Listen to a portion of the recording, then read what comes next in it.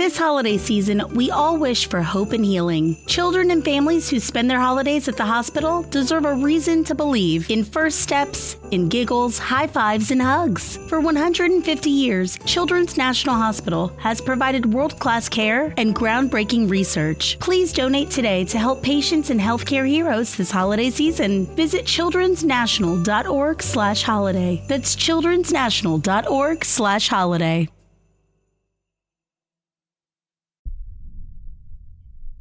Welcome to Tavern Reflections, a twisted journey through a time and place that you may or may not be familiar with. So good luck finding a safe space to lean back and stroll through the mental images and memories that bring you to a different time and place. Use these explorations to help you stay awake late into the night. Shatter your mind so you cannot meditate or attain mindfulness, or just chill you to the bone while you find the next step in your path. And as always, enjoy the journey. Author's note: this is a parody of Summer's Day, Episode 2 of Tavern Reflections, done in a horror trail style.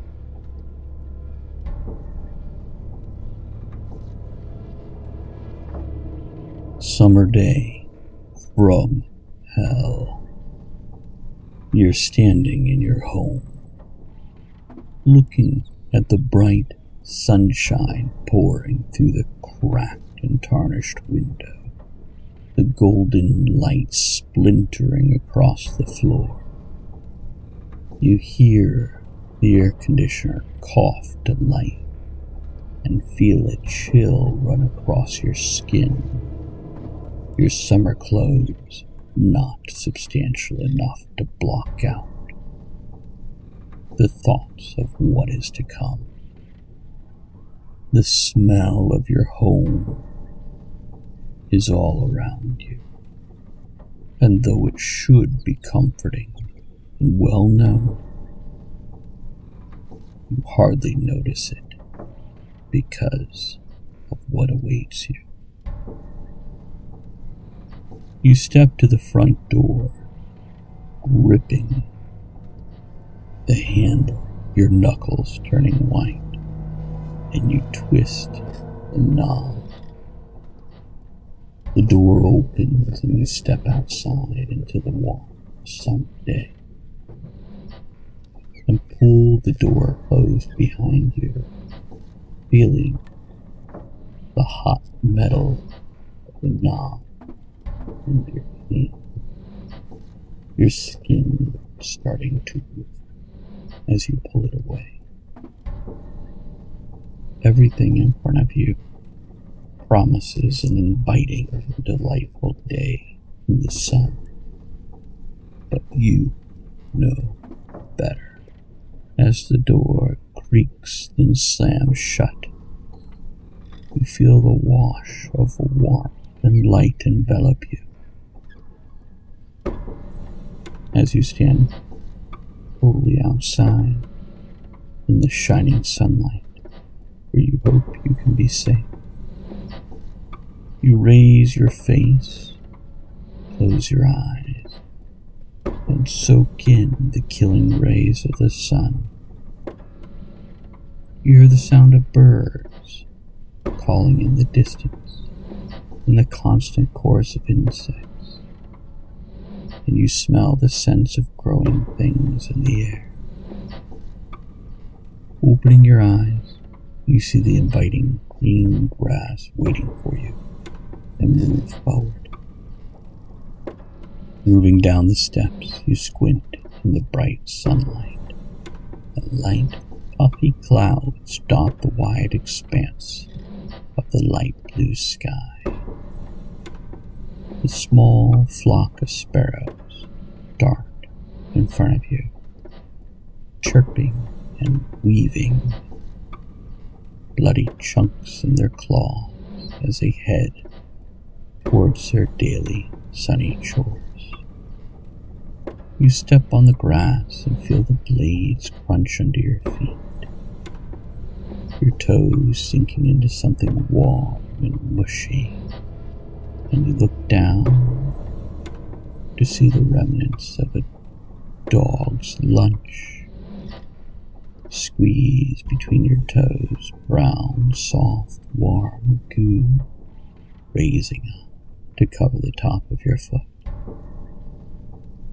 You scrape your foot along the grass, moving forward, and see the birds on the lawn in front of you, dark black forms with one bright blue bird, each of them pecking at it, tearing feathers and bits of flesh away as they look for their daily snack. The birds take flight as you move forward, and you feel the natural sway and dip of the turf under the grass as you cross it to the sidewalk. The thick grass feels good under your feet, and the smell of it reaching your nose as the sun warms you. In the distance, you hear the sound of a dog barking, a playful noise that makes you think of it chasing a ball or someone to visit. You hear the barking turn to an angry growl, and a scream rents the air. As you move down the sidewalk alongside the street, the black asphalt, gooey and melting, and radiating a thin sheet of visible heat of the afternoon sun, you hear the distant hum of a lawnmower. Its pitched, vibrating whine grows closer. You see a man pushing it, creating neat rows along his lawn a few houses away. As you come closer, you can smell the fresh-cut grass, that sweet and bitter scent that's a trademark of the days of summer. He nervously lifts a hand, giving you a rictus grin of fear and a short wave as you pass, his mower swerving to one side, making him grab the handle again, nervously laughing. You wave back as you continue your walk, and you hear the mower grind into something and the man scream as you see it jerk to the side and catch his leg and drag him underneath. The sounds of the mower fade behind you, and you hear the noise of kids shouting to one another, playing some yard game or another. You see them across the street, running and laughing through a single sprinkler. They're playing tag, also, silver blades glinting in their hands, running and leaping over the misting spray, and jumping over the deep green garden hose that snakes its way from the sprinkler to the house. The hose writhes of its own accord, showing that it's actually a thick, long snake that the children leap over. A woman in sunglasses, shorts, and a loose, heavy metal t-shirt sits in a lawn chair, watching the children with sadistic glee. A can of something and a bright foam koozie is in one of her hands, and a thick, leather-bound novel covered in human skin in the other.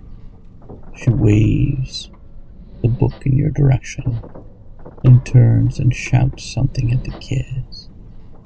They laugh and scream as they scatter, tripping one kid to fall in front of the snake writhing in the grass. They stab at the child as they move past him, the snake lurching for him.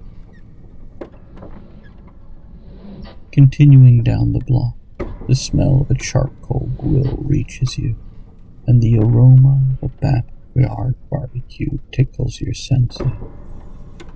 Though you can't see it, your mind calls forth images of burgers, hot dogs, and grilling chicken.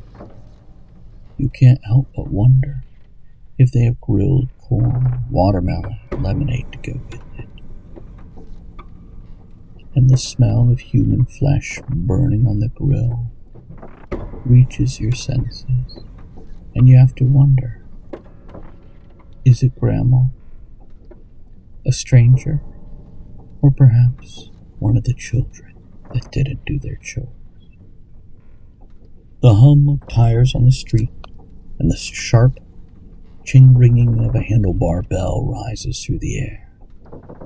A group of children on bikes whirl past you, shouting to their friends around them, and the 3 other kids chasing them with baseball bats with nails in them, who are yelling for the kids on the bike to wait up because they're the one with the ball, and the game can't happen without them. You stop, turning towards the street, preparing to cross it. You look both ways for cars and pause as one passes in front of you. The person driving raises a clawed hand and turns to stare at you, their eyes wide and bloodshot. And they wave. You cross the street, and soon you're walking past the park. You see a game in the distance. Hear the thump as a spatter of red blood fills the air as a head is kicked from the body strapped to the green grass and flies over one of the people. The players cheer and shout, some calling for the kicker to run, others for someone to get the head and tag the runner out. A group of 3 people under a shade tree are tossing a frisbee in a triangle, glowing blue lines etched into the air following the path of the plastic disc. As one leaps into the air to catch it and misses it, she turns and sprints for where it landed, laughing as she picks it up and whirling it to one of her friends. But it's too late.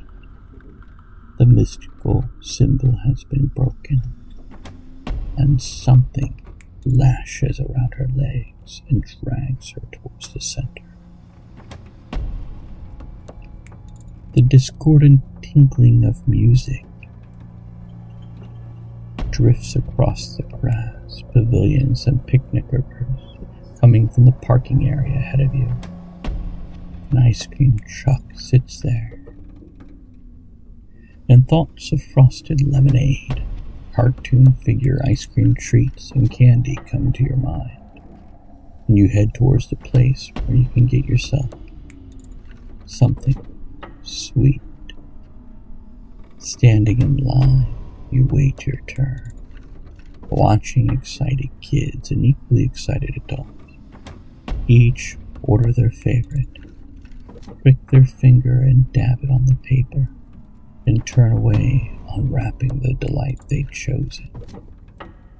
When it's your turn, you scan the bright, colorful picture menu on the side of the white truck, doing a small shuffling dance to the familiar tune coming from the single tinny speaker on the front of the vehicle. You decide on a multicolored treat. Pay the man in the window with the spare change from your pocket. I'll pick up your finger and blood on the parchment. As you wrap your mouth around your frozen treat, you feel the round, bulbous eyeball pop into your mouth, and the flavors spark up memories of your youth and the rare times you could get something from the ice cream man. You drop the wrapper into a waiting trash can at the edge of the parking lot, and the park passes behind you as you continue to walk, and houses pop up to replace it. You see an old couple sitting on their front porch, swaying in a creaky porch swing, holding emaciated, leathery, claw-like hands. They both raise their free hands in a friendly wave as they see you looking. And you can see the small arm clutched in their hand, and see the spill of intestines on the porch from the sacrifice earlier. You smile, wave, and nod in agreement as you continue your summer walk. A few minutes later, you hear splashing from behind a house, laughter, and cat calls for someone to do a cannonball. You hear someone hitting the water, and the shrill screams of excitement that always accompany a human sacrifice at the pool. Soon you reach the turnoff, the way towards your eventual destination. You step onto the gravel path, the small stones crunching under your feet, rolling with each steady step as you walk into the cool shade of the trees. You drop your popsicle stick into a trash can at the beginning of the nature trail leading into the woods. Stepping under the canopy of the trees into the shades, you feel the temperature drop. The air should still be warm, but it is cooler, so much cooler, without the direct sun on your skin, your face, and all around you.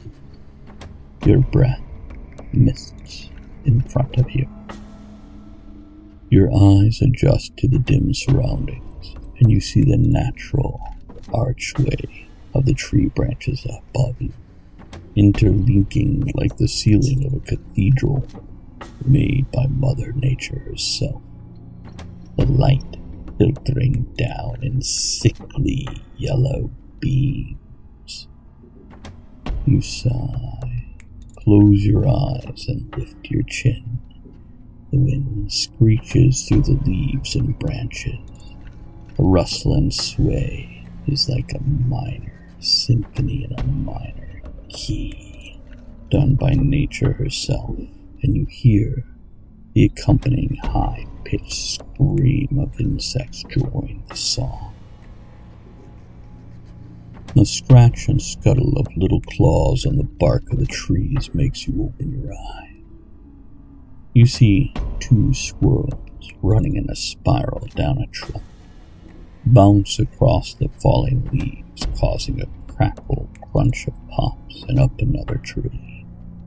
One stops on a high branch, slashing out with its claws, tearing the throat from the second, and chitter scolds the one following it as it falls to the ground below. You continue down the now dirt path, your steps rolling across roots, ridges, and other things.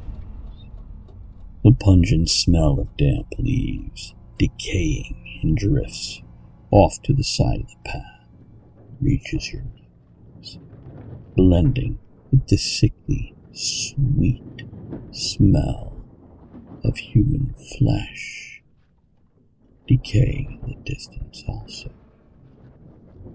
The pines whip back and forth above you, between the other breeds of trees, and the trail winds back and forth, never straight for more than a few steps, bending in one direction or the other. After a few minutes of walking, the trees thin and the path opens onto the shoreline. You feel the hard-packed dirt underneath your feet thin and loosen, shifting with each step. People, spread and tied to blankets, dot the loose sand, baking in the sun as others play on the edge of the water or swim in the distance. You hear the laughter and splashing, droplets glistening in the air, tiny jewels in the sunlight before they disappear back onto the surface of the water. As the swimmer in the distance is grasped in many tentacled arms and dragged underneath, you move to an out-of-the-way tussock and settle yourself onto it, enjoying the sights, sounds, and atmosphere of the shore. The sun dances along the top of small waves and creates streamers of light further out, shimmering and waving on the bubbling surface. You stay until sunset, watching the sun creep towards the horizon. The sacrifices and sacrificers are packed up in the trunks and drag the bodies away, leaving you in solitude to watch the sky change to bands of color. The bright blue deepens to dark blue, then purple, reminding you of bruises and torn flesh as the reds and oranges of color surrounding the golden orb, sinking out of sight in the distance, remind you also of torn flesh and wounds. Wisps of clouds lighten up like they have a fire inside of them, turning your thoughts towards burning pyres and flesh. Overhead, the sky melts into indigo hues, and a single star fades into view, shimmering and pulsing as you watch its glow strengthen above you. You make a wish on that first star of the evening, knowing they are coming, the old ones, the great one. Just as another pops into view, and a moment later, another. Then there are a dozen that you can see. You glance at the sunset, knowing it might well be yours last, and the last one for this planet. And the barest line of the sun can be seen, a dazzling panorama of color lining the edge of the world, the end of the world. Reds, oranges, and yellows give way to blues, purple, then the inky blackness of the night sky, now decorated with what appear to be hundreds of stars, but is actually hundreds of beings coming to the planet. The cool night air wraps itself around you, your skin still warm from the poisonous sun. The chorus of crickets rise as they hunt, and frogs join in with their rapid song. The single nightbird calls out a lonely song, a single long note, followed by a shorter note that turns up at the end. The sound is cut off as the frogs and crickets devour their prey. You get up and head back down the trail towards home. The spark and dance of the fireflies appear, the earthly counterpart to the stars above as the beings descend upon your world. Twilight and a bright moon help guide your way through the street, and a raccoon watches you pass before she darts into the underbrush, dragging the leg of the last person to pass behind her. You pass the park and walk down your street.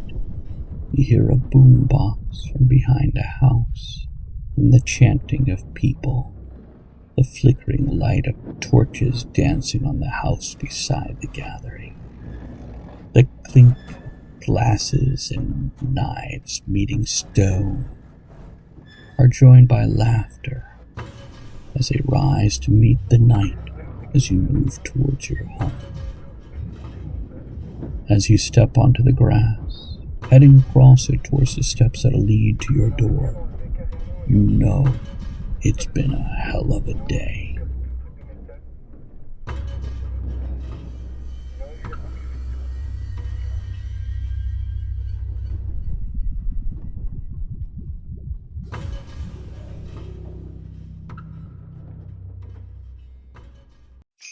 Shop on eBay this holiday season to get more for your dough on stand mixers, or get more for your buck on this season's hottest tech and gaming gear.